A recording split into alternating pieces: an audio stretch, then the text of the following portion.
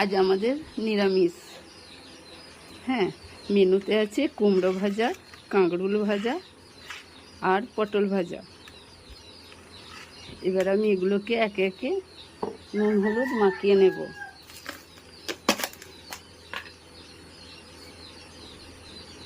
এক চামচে নুন,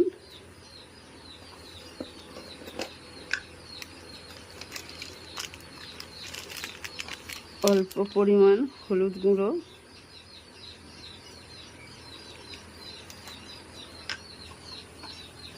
গ্যাসটা জ্বালিয়ে নেব।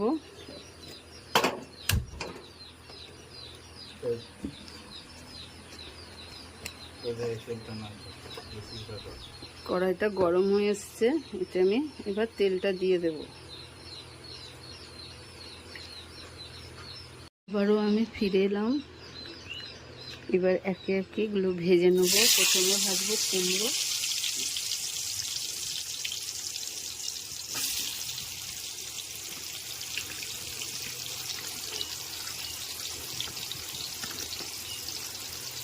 কুমড়োগুলোকে আমি হালকা আঁচে নেড়ে চেড়ে ভেজে নেব।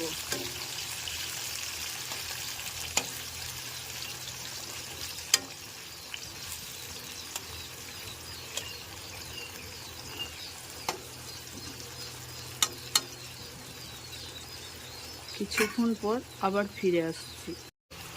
এবার ভাজাগুলোকে উল্টে দেব।